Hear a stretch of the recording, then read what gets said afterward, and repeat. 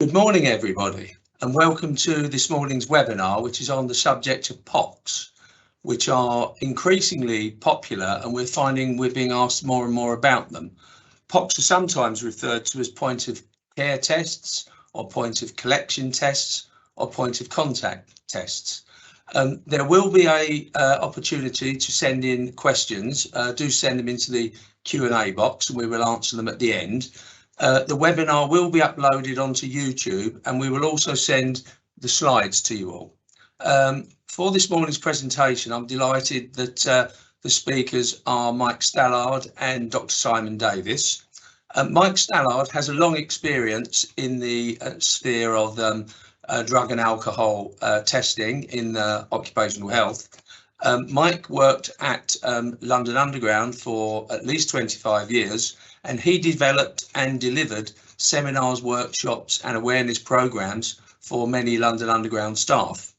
He has a wide experience of designing and delivering training courses for collectors across a number of sectors. He has served as a board member of the European Workplace Drug Testing Society and had the honour of organising 2 international conferences for that organisation. Mike's a very experienced business coach and has also been a non-executive director at our company for the last 7 to 8 years. Following on from Mike, as I mentioned, will be Dr. Simon Davis. Dr. Simon Davis is a very senior research scientist at Imperial College London. He has held a number of prestigious postdoctoral posts in the past, including at Queen's University in Belfast and at the Lawrence Berkeley National Laboratory in California in the USA. He's a recognised authority in the field of drug analytical science, and his opinion is widely sought. He takes a special interest in the development of novel and new analytical techniques, and he is always striving to improve testing methods for the occupational community. Dr. Davis also acts as scientific advisor to our company, and we are greatly benefited from his expertise. I will now hand you over to Mike Stallard for the first part of the webinar. Good morning, everybody. This is the second webinar that I've participated in, and I hope it's going to be interesting to you. This is a topic that I've been very interested in literally over about 16, 17 years. I've watched the POC be developed, and I've got a lot of keen interest and have been monitoring their progression. So anyway, we'll start off with a presentation. It should take about 15 minutes, and obviously at the end of the webinar, you'll have an opportunity to raise any questions that you think I haven't covered. But anyway, so we'll start off with the first slide, please. So actually, Dan has already clarified what a POC is. It's called the point of collection, contact care. Lots of debate about what they are. I personally believe it's more of collection. It's not a care item. It's a collection item and a contact item. Its name really has been shortened to most individuals be called an instant kit, but actually it's a screening device. It's the first stage of a monitoring system. It can be used for both oral fluid, and most of the time it's used for urine testing as well. It uses immunisation strips, which are cassettes, and you can see in the picture them on one of the examples that's given. And the results actually are delivered very, very quickly, which from an employer's point of view is an excellent way of monitoring drug usage within their industry. Next slide, please. So what are the benefits of POCTS? Well, they're excellent for post-incident, for cause screening, but I also believe they're very, very important for carrying out the normal, random, unannounced testing. And just to give you an example what we're talking about, if we look at existing testing regime, and I'll concentrate purely on the random testing and also on the for cause testing, companies will have a prescribed number of employees depending on who they are, if they're subcontracting, a percentage of employees that they must test within the course of the year. The issue, of course, is that when people are tested under the regime of unannounced testing, their samples are collected, they're sent off to the laboratories, and in the meantime, the individual is put back to work. Now, taking that scenario, it is not unusual to find that the employee may be driving a vehicle, he may be driving a train, he may be working in heavy machinery.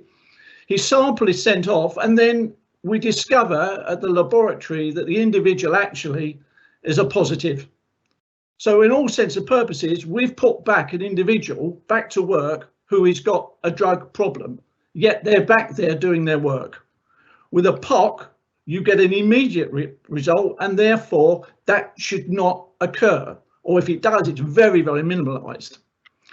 If we then take the other side of the thing, which is the for cause testing, which is where you as an employer, a manager, a supervisor has reason to believe that an individual may be using a drug.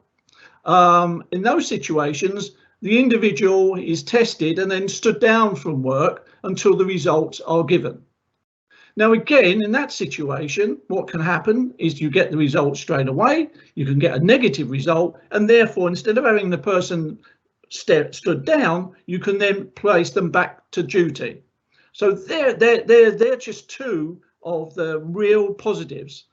And of course, there is a cost benefit. We believe between 20 to 40% savings in using a POC, because you're not sending the samples, generally the majority of samples, back to a laboratory to be tested, and you're getting the results done there and then. So there's cost savings in terms of employees as well, because you'll be having to put the employee under a full cause back to work straight away. They're not sitting around waiting for a result to come. Next slide, please. Well, they've been around for a long time. They've been used in the USA for a long time, but actually in a domestic situation, a pregnancy test is, for all intents and purposes, a POC. We use the finger prick in HIV tests. Again, been around for years and years, they are a POC.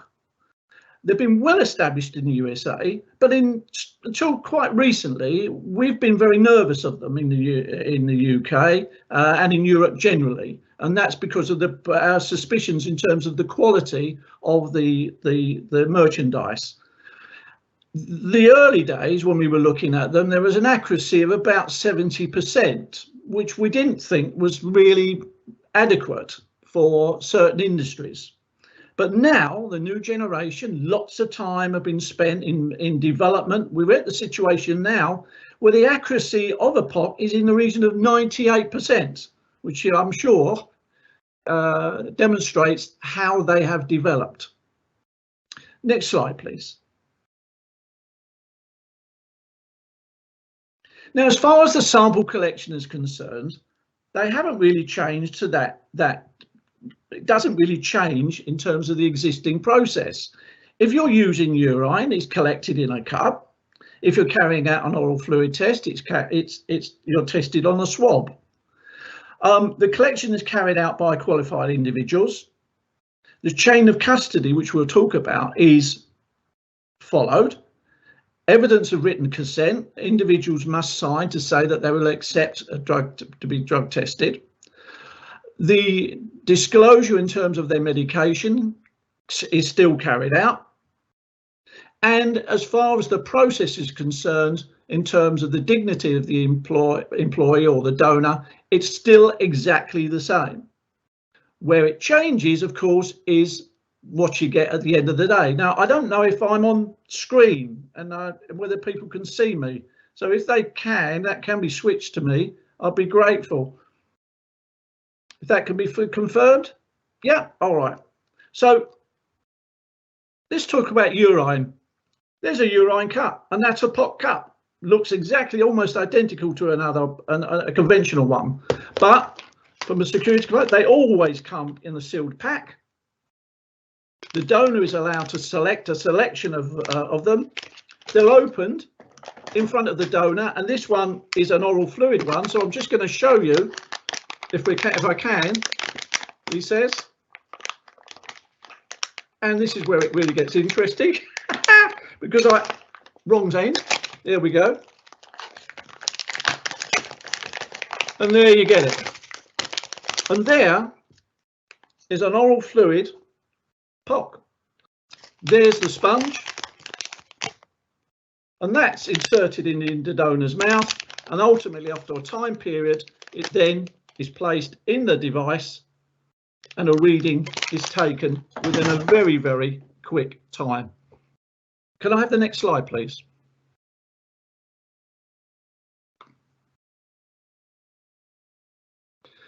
So again, as far as the prevention is concerned, things do not change in any way. It is just the device, but the whole mechanism of collecting the sample is carried out.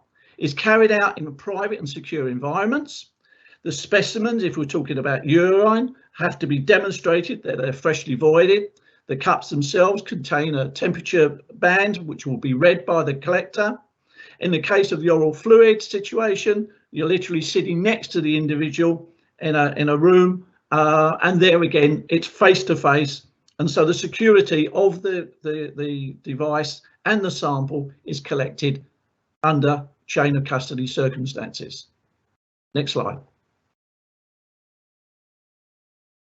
We'll talk about the chain of custody. It's a paper and it's a barcoded process.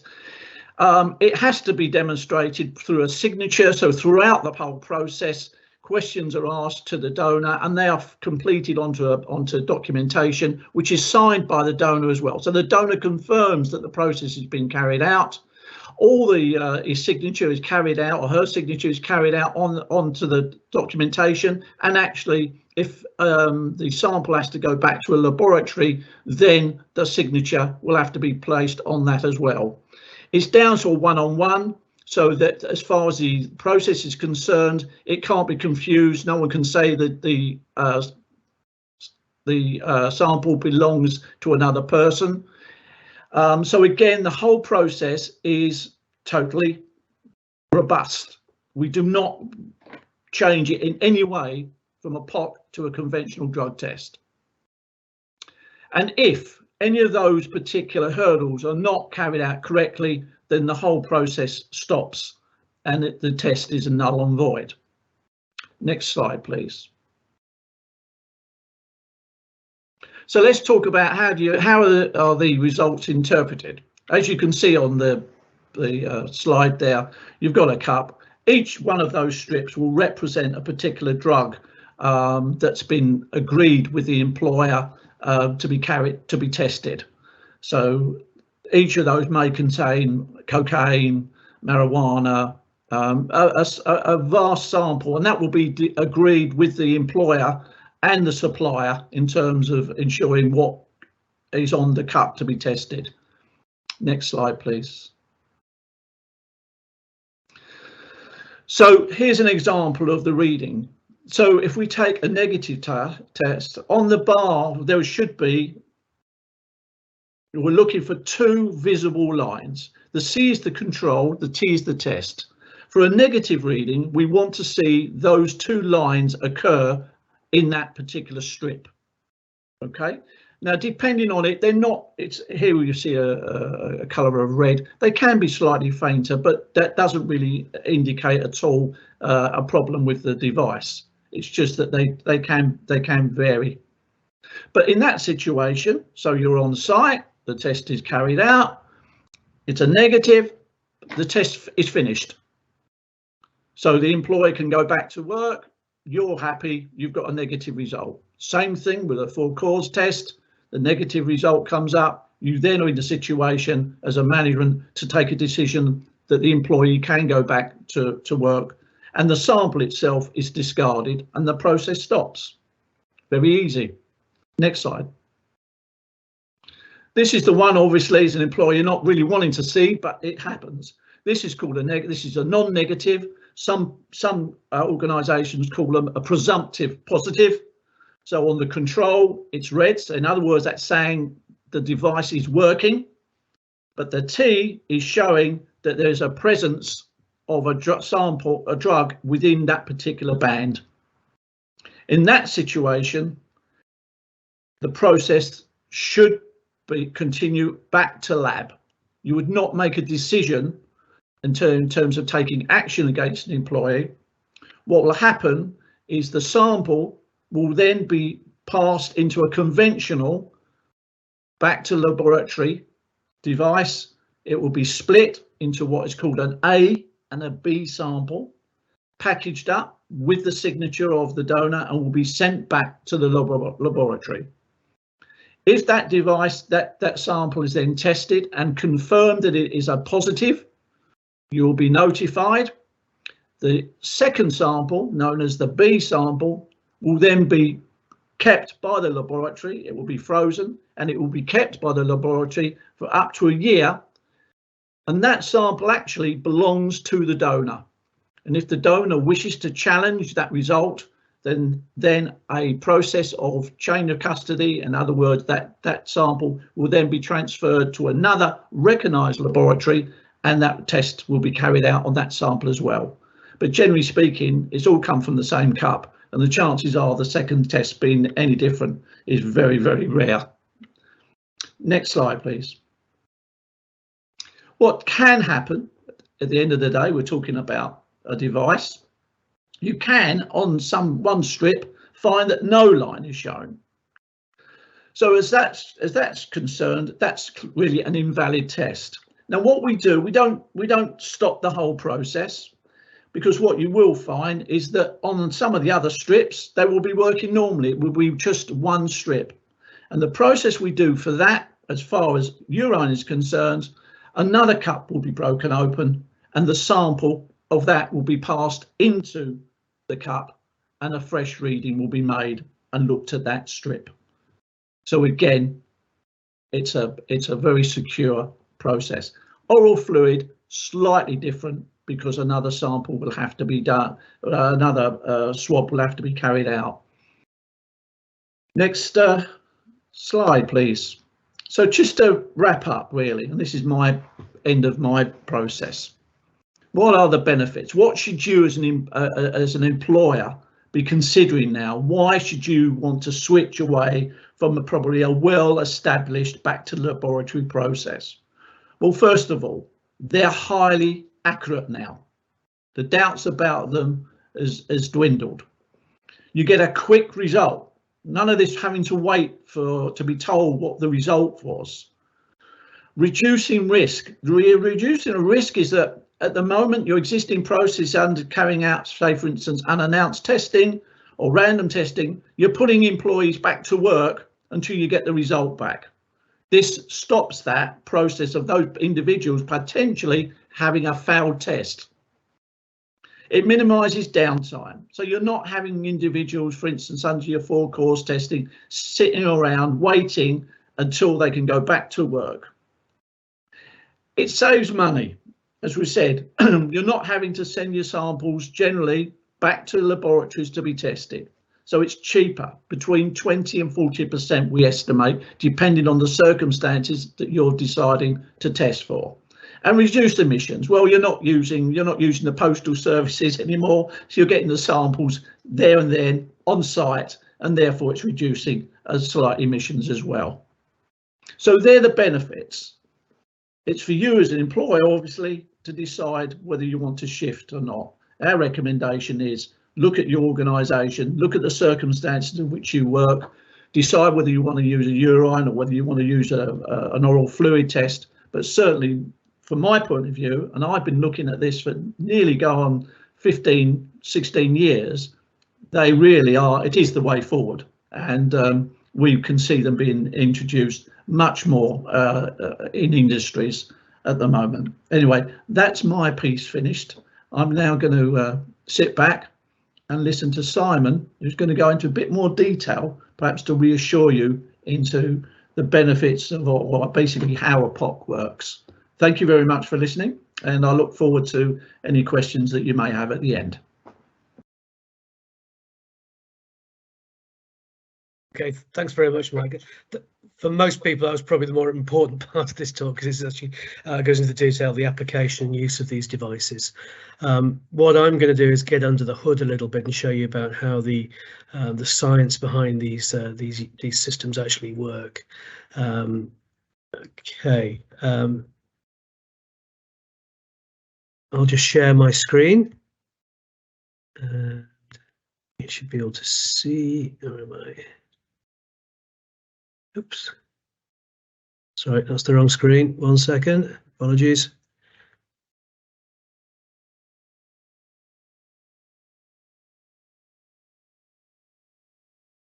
There we go. Just get that going.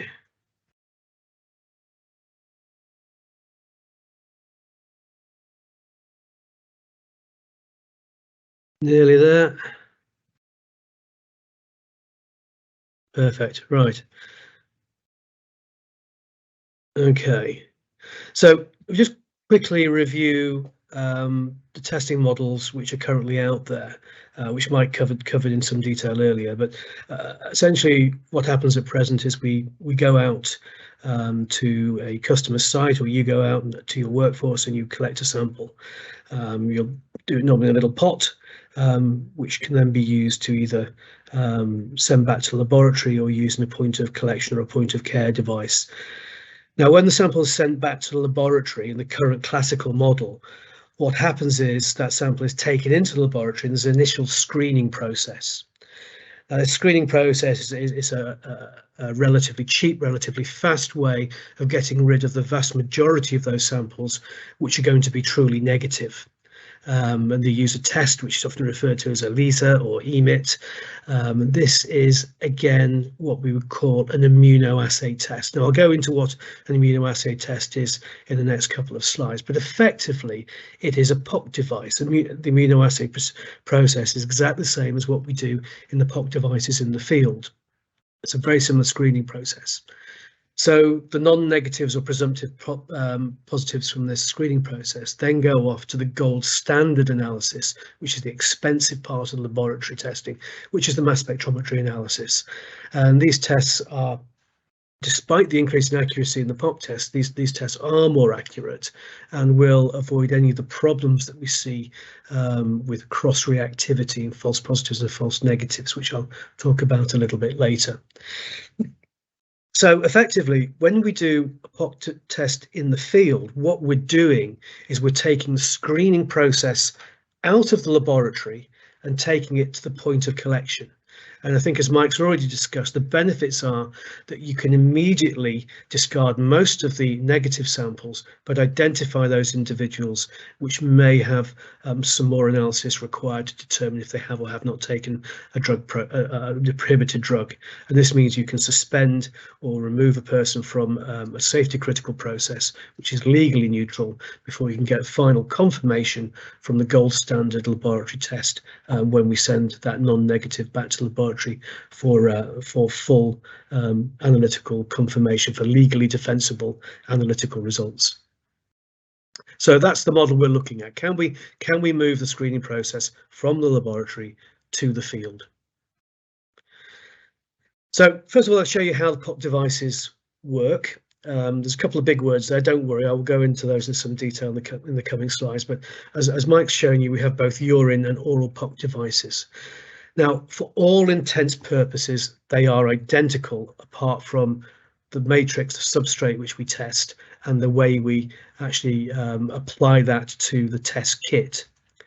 Now, I think Mike's already shown you one of these devices. Let's look at the urine device. Here we see these vertical strips. These are the test strips, and this is what this diagram over here represents.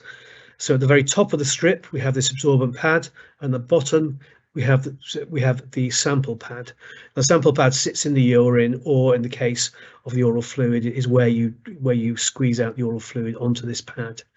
There's then a wick at the bottom, this white bit here, which then draws the sample from the sample pad up through the various testing processes, and it's absorbed at the top absorbent pad. So basically, the bottom of this wick is wet, the top of the wick is kept dry, and capillary action draws the sample through the test processes. Yes, we'll go on to the next slide. I should point out this is the Express Medical's POCT device here, and this is the oral device which we're currently looking at. And again, like I say, the test strips you see here, the test strip you see here, are effectively identical in their processes.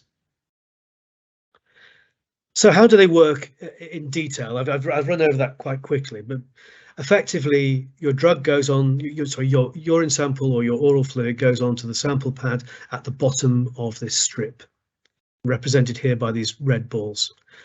And then we have next to it the antibody conjugate release pad. Now, it sounds quite complicated, but basically this is just a strip onto which are stuck a series of antibodies, and these antibodies are these Y-shaped proteins, which we've probably heard a lot about through the pandemic.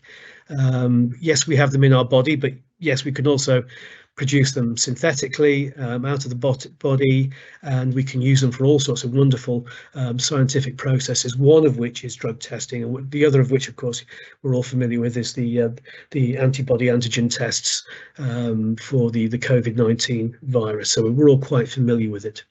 So the Y structure you see at the top, it's often referred to as a lock and key. The Y bit at the top is where things stick to it. So often the thing you're talking about sticking to is referred to as the key, and the antibody is actually the lock. So this allows us to attach things, and then we can do clever things with those later on in the process. At the other end, the straight end, we see these yellow balls. Now these represent a dye or a marker. It can be a range of things. Gold colloids are sometimes used, or we can just use straight sort of blue, a blue type indicator. Now these don't stick to the antibodies in the same way as other things would do at the Y end. They have to be conjugated. Now I won't go into the process of conjugation, but it's just basically a process of sticking stuff to the non-sticky end of an antibody, but it is incredibly useful. So if the sample does have a drug of abuse in it, and that drug of abuse is actually looked for by the test, i.e. it's looking for cocaine or tramadol or ketamine or one of these other drugs, what will happen on the appropriate strip, the drug will be drawn up by the wick through the capillary action, and it will, as it goes over the conjugate pad, it will stick to the Y part of the antibodies. So it'll stick in there and nothing else can get in there. So that blocks off the lock. The key is stuck in the lock and you can't get a second key in. So that basically locks this off. Now, on these pads, what we have on the positive strip, the red strip here, we have another antibody, and these are blue. And these antibodies are not they do not allow the drug of abuse which you're looking for to stick to the Y part at the top. So they basically are there to well, I'll go over that in a bit more detail, but they will not absorb, they will not allow the drug of abuse to stick to the Y section of that antibody. So as we see here, if you have the drug of abuse, the red ball there in the middle, if that is already stuck in to the antibody that's on the conjugate release strip, it will not allow the conjugate antibody to stick to the second antibody, which is on the positive line. So this means that as the sample flows up past the positive line, the conjugate with the dye on it, the indicating dye, will not stick to any of the antibodies on the positive line. It will just simply pass on up through to the absorbent area at the top of the test strip. And what happens is the final result is you get a negative. You get no line indicator on the test strip, but you do get a line on the control strip. I'll talk a bit about more about the controls later on. So the lack of the line means it is a positive result. So that means the drug is present in the urine sample because the drug is blocked off and prevented a line forming on the positive strip. So if you don't have the drug and you're going to get a negative result, what happens is the lock and key part of the antigen on the conjugate strip remains empty. So there's nothing blocking that, and that can stick to something else. So as it passes on along up the wick, when it gets to the section of the positivity strip, the antibody with the conjugate, with the dye on it, can stick to the second antibody on the positive strip. And what happens is the line appears, and you get a negative result. So this shows that there is no drug of abuse present within that sample which you're analysing. Now, I mentioned controls. It's incredibly useful because it does show that the system is working correctly. Now, the control, again, it's the same process. We have a series of antibodies different from the ones on the positive strip and the original conjugate antibodies we've just been discussing. And these basically don't stick to any of the drugs that you're looking at, and they basically flow as you put the sample in. They flow up with all the other antibodies, they pass the positivity strip, and they stick to the control strip. And the dye on the end of these control antibodies means you get the strip, you get the line appearing on the device. So this shows you that the whole system is working. It shows you that the fluid at the bottom is being transmitted by the strip. The antibody conjugates are being released from the conjugate pad and are travelling up towards the top end of the strip. So we have confidence that we know that that test has worked, and most of the tests do work, it has to be said. So what are some of the downsides of using POCT devices? Well, they're not as accurate as the mass spectrometry techniques we have in the laboratories. They're nearly there. They're probably now as good as the laboratory immunoassay tests. In many ways, the accuracy of the laboratory test is somewhat dependent on the screening process. So one could argue that the external accuracy of using POCT devices with confirmatory mass spectrometry analysis for non-negatives is actually as accurate as fallback to laboratory testing. But we do have these issues. So let's have a quick look at how these actually work. So how do we get a false negative? So how can we get a line appearing when there is actually drugs present in the urine sample? Well, this happens quite rarely, maybe a couple of times in every 1,000 tests, maybe even less than that. This is what's referred to as the specificity of the test. So I think, as Mike mentioned, the tests are now 98% accurate on average. Specificity, they're probably even a little bit more accurate than that. So we do see a high degree of accuracy. But what can happen is you can sometimes in the sample get compounds or chemicals which have a higher binding affinity to the antibody than do the drug of abuse which you're looking for. And what happens is those interference compounds, it's a process called cross-reactivity, stick to the antibodies when they shouldn't. And then when they pass off over to the test strip, these antibodies also have a binding affinity to the antibodies on the positivity strip. So they connect together and they produce a line, even though there are drugs of abuse within that sample.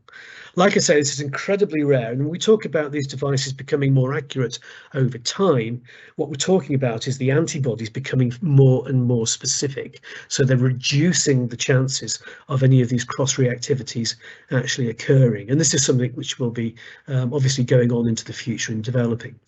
Now, we don't really want to have false negatives within our system. So there are processes and procedures whereby we can limit the effect of this. So what some people do with their testing process is they'll actually take some of the negative results which they find, and they will randomly test a small percentage of these with mass spectrometry analysis back in the laboratory, just to make sure that they're not missing a whole series of positives. So this reduces the risk. But the other way of looking at it, of course, because the cost of the point of collection tests is a lot lower than the back to laboratory tests, you could, if you wanted to, increase the number of tests you do. And if you increase the number of tests you do, the chances of coming across somebody who's taking drugs but has something in the system which cross-reacts drops considerably. So you increase your chances of catching these people. And if you look at the external precision of programs, if you do more tests, it's basic Bayesian statistics, the accuracy increases, and very quickly, if you increase the number of tests relative to the back to laboratory tests, the cost savings, very quickly, the POCTS processes can become more accurate than the back to laboratory procedures.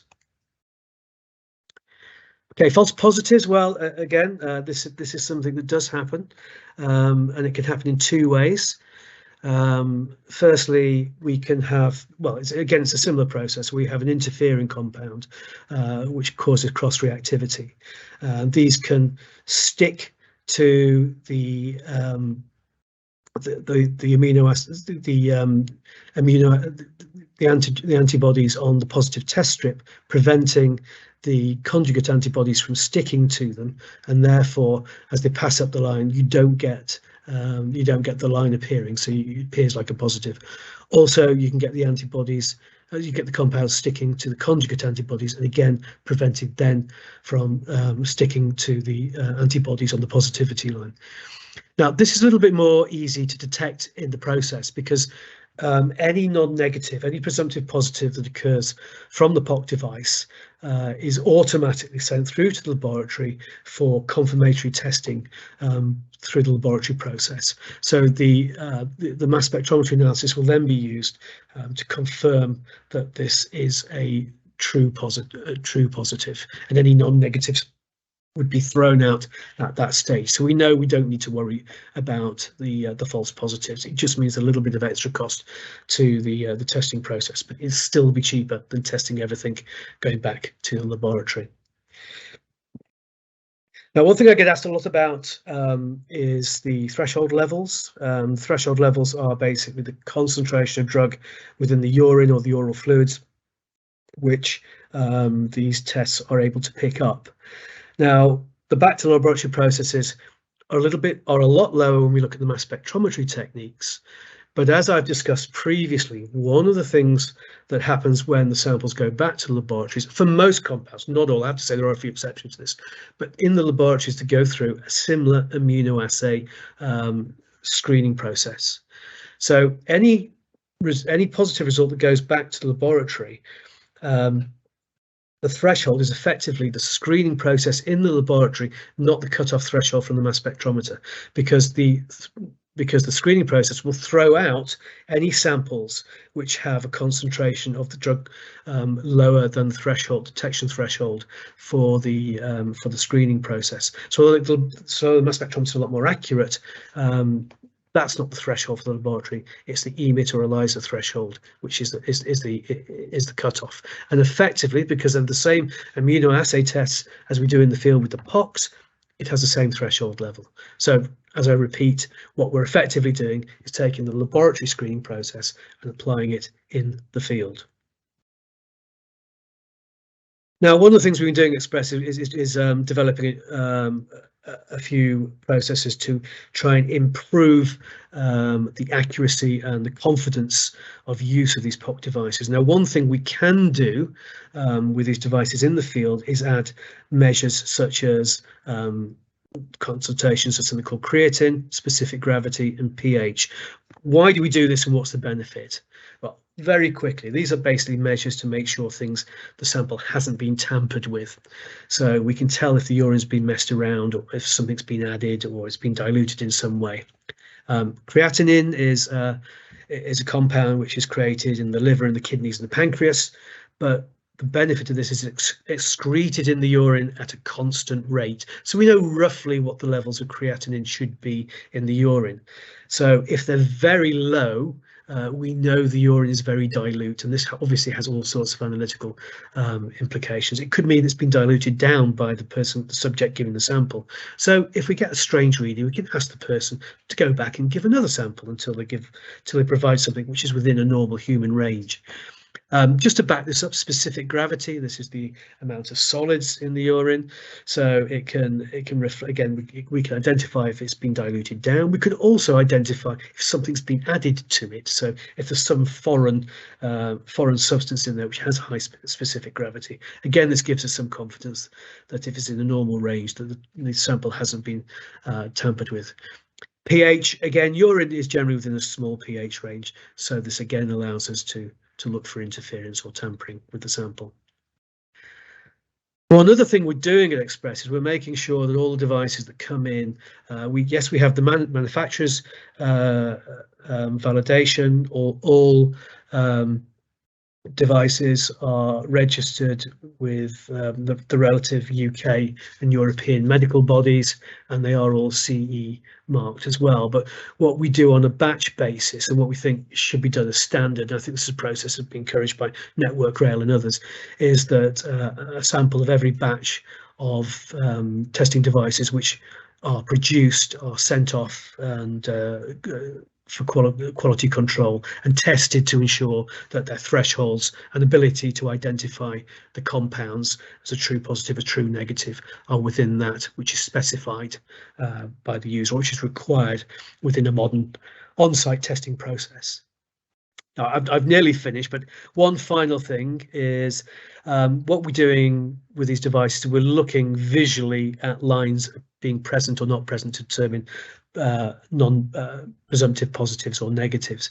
This can vary between users. So one thing we are doing is developing automated POCT device readers where we take this uncertainty away. It's a very small uncertainty, but just trying to add an extra layer or level of confidence. So that basically is it. Thank you very much for listening to me, and I think we can now move over to questions. Okay, thank you very much, Simon, Dr. Davis, and also thanks to you, Mike. You can see from the presentation there that there's quite a lot of expertise here regarding POCTS, so there are quite a few questions in, so I'll go down those that we have time for over the next 15 minutes. Just to reiterate, we will be uploading to YouTube. The slides will be sent to everybody, and we will also send out the questions and the answers to all the questions afterwards. So I'll start with the first question. So maybe I should direct this to you, Simon. It says, so does this mean that POCTS are now as good and possibly even better than laboratory tests? Well, I'm not going to claim it's better than laboratory tests, number one. Are they as good? Well, like I say, the screening tests in the laboratory, they probably have a slight improvement in accuracy, but we're getting down to a percent or fractions of a percent difference in specificity and sensitivity. So if they are used correctly by trained people and the results are interpreted correctly, I believe that the screening process in the field is as good as the screening process in the laboratory. It'll never be as good as a mass spectrometer, but don't forget the mass spectrometer is there as a confirmatory process for presumptive positives and non-negatives. But as far as the in laboratory screening goes, yeah, I think we're nearly there. I think we nearly have equality with accuracy. Okay, the next question might want to comment on this, and I can as well. Somebody has asked, if there is a cost saving, when will we be reviewing prices regarding DNA screening? What I would say, Mike has indicated that on our current modelling, which is based on our reviewed pricing, which will be in place from January the 1st, we estimate that for companies that send clients to our clinics, using the same number of tests that had been ordered over a given period of time, we would estimate a saving of around 35 to 40%. When we come to on-sites, when Mike and I and our colleagues in the accounts looked at this, we reckon the saving will be about 18 to 20%. Is that your understanding, Mike? I think so, but I think the opportunity that Simon raised was that the savings can be utilised in terms of increasing the number of testing that you carry out. That's I think is the benefit. It's not just pound in your pocket, is that you can increase your number of testings. And we know, for instance, in the rail industry, Network Rail are now stating that under safety critical staff, they should increase the testing regime up to 20%, which again is a huge increase. And moving to POCTS can reduce some of their costs that they would have to face if back to laboratory. Yeah, there are a number of questions actually that have come in regarding Network Rail.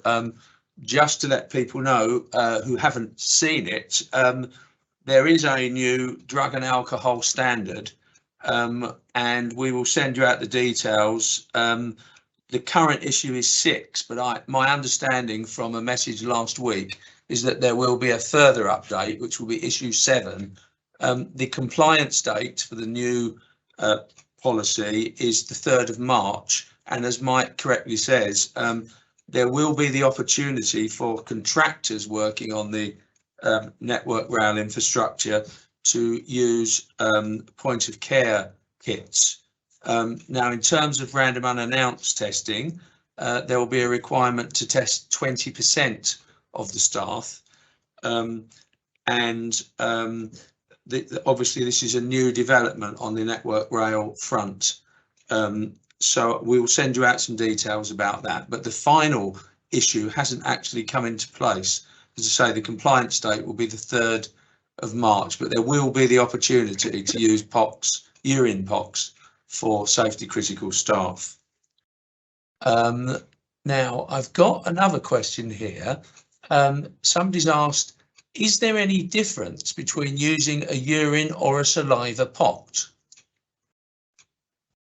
Well, obviously there is. There is, in terms of you're taking oral fluid, and the other one you're taking urine. A lot of it is really in terms of the facilities that you have. So the first thing is if you haven't got toilet facilities on hand and it's going to be difficult to do it, then the oral fluid device is a much easier device to use. Again, it then depends on the circumstances of your staffing. There is a slight issue regarding the detection of drug samples within urine and within oral fluid. And generally speaking, if you're looking at the longer term use of drugs in an individual, then urine, pardon the pun, is seen as the gold standard. Whereas if you're looking at short term, i.e. individuals within a 48-hour window, then oral fluid would be seen as just as good for you to use. I don't know if Simon's got any comment on that. Mike and I always have fun with this one because as an analytical scientist, I'd say always use a urine device because they have much larger test windows, and they can also test for breakdown products in the body. So it gives you much more accuracy and much larger window. Yeah. But the problem with that is you may be testing somebody who's taken a drug over the weekend that hasn't interfered with their work process or whilst they're on holiday, and the argument goes it's not really the employer's business to know what they were doing in their own time. We want to test what they're doing during their work period. So the benefit of the oral device is the shorter window, because that means you're getting a more immediate test as to if they've got anything in their system which is affecting their ability to do their job, or they've got any sort of psychoactive substances within their system. So I think a lot of it comes down to what the employer or the manager actually really needs to determine the perpetual drug abuse, or whether it's just that the point at which the test was taken, if the person was positive or negative. It's something that we probably you need to go into more detail when you're setting up your policy and look exactly what you want to do. So something you come back to Mike and myself or Dan to talk about, and we could probably help decide which of the devices was better. There's pros and cons for both, in essence. Thank you. Here's a rather long question, but I'll read it out. How do we demonstrate for our risks audit, that's an audit in relation to Network Rail for anybody that doesn't know, that the required unannounced random testing has been completed? Currently, the results of these are updated to Sentinel by the medical provider, or are the POCTS to be used in conjunction with the laboratory tests that will be recorded to Sentinel? Now, I think I can answer this for you. My understanding is that once the compliance date comes into play, which is on the 3rd of March 2023, when the final version of the new standard will be published, what will happen is that the providers i.e. a company like ourselves, will upload the results of the POCTS to Sentinel. And then we will also upload the results of any urines that are sent to the laboratory as a result of non-negatives on POCT screening. That is my understanding of that one. The next question is quite interesting. It's perhaps one for you, Mike. It says, legally, can an employer take action against an employee following a non-negative reading on a POCT without it going for confirmation at the laboratory? No. Well, yes, they can. Yes, they can.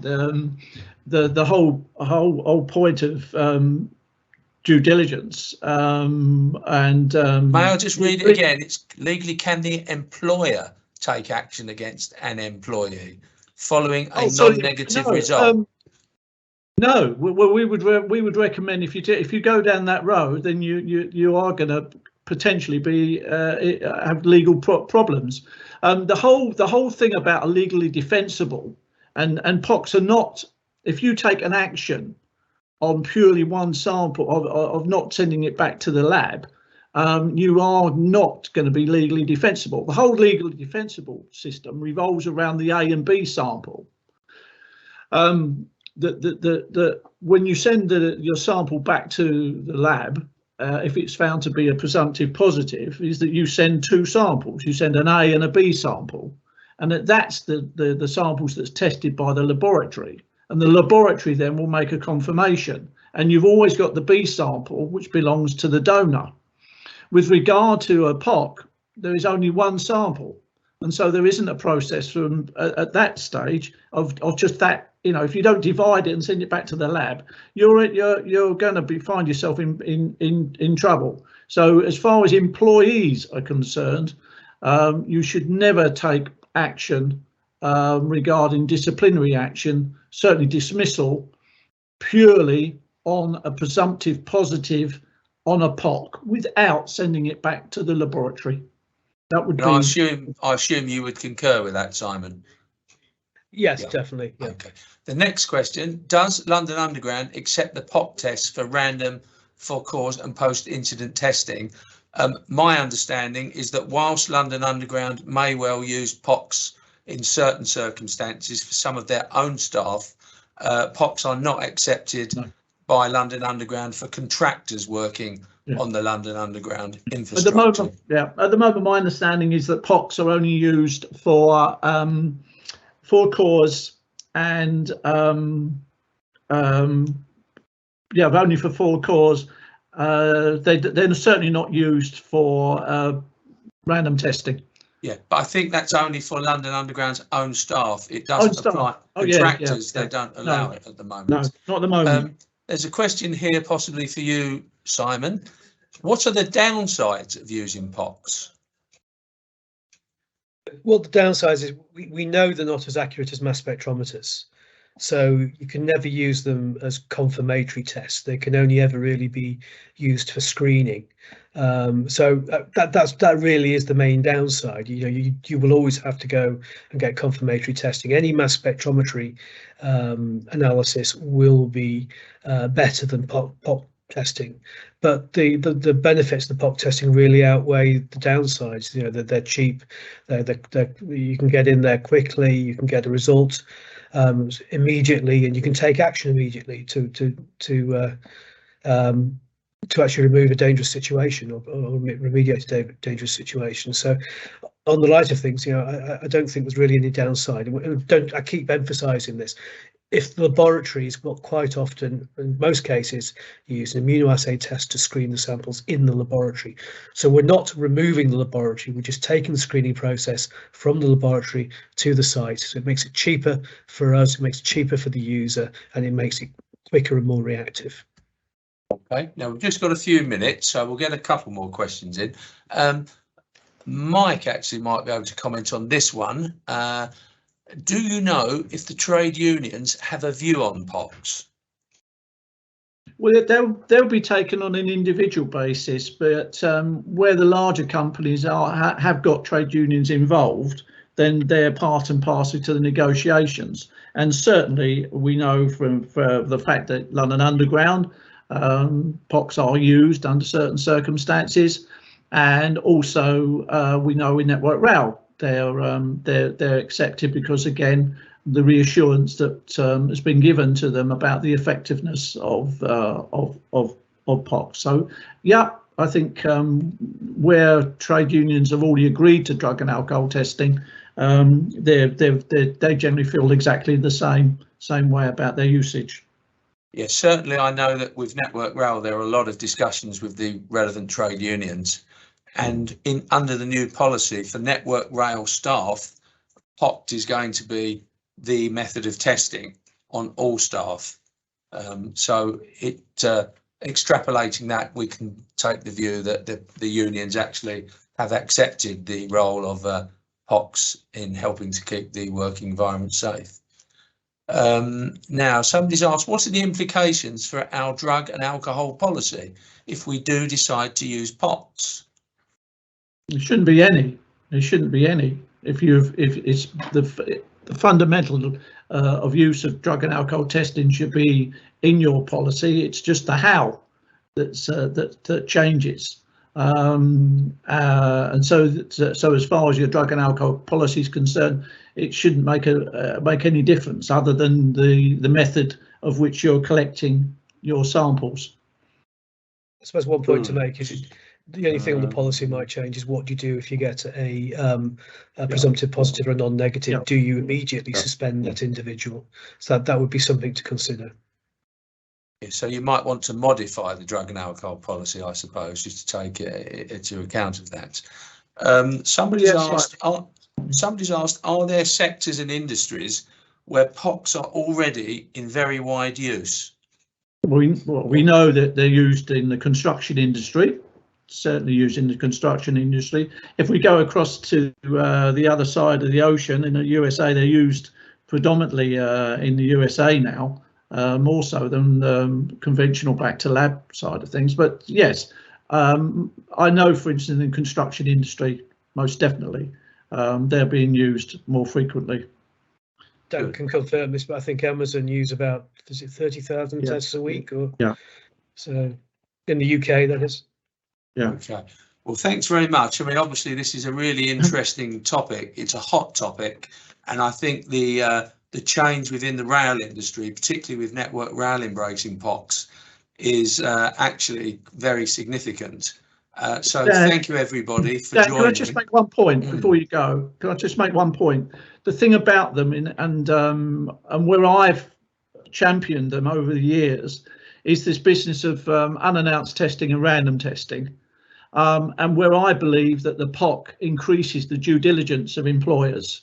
Because if you consider at the moment, back to lab, we are carrying out unannounced testing on individuals and allowing them to continue working, waiting for the results to come back. So it is not beyond, and I know from my personal experience within the rail industry, where individuals, train drivers, have been tested under the unannounced testing regime, put back to work, waiting for the result, and were found to be on cocaine. One of the things about the POC is that it helps to reduce that, in that you have a form of almost not guarantee, but a high percentage of knowing that when you're carrying out your unannounced testing, you're going to get an instant result, and so you're safely in the knowledge that you're putting someone back to work without a fear that they are actually already using illegal substances. That, to me, is the major improvement with the introduction of POCTS within the industry. Okay, thank you very much for emphasising that point, Mike. So we've come to an end now, so I just thank everybody, and I will just finally remind you again that the webinar will be uploaded to YouTube. We will send through the slides, and we will also send through the questions and the answers there too. Should anybody have any further questions, then I'm sure if you send them through to our company, then we will be very happy to answer them for you. So I bid you a good day. Thank you very much. Bye now. Bye-bye.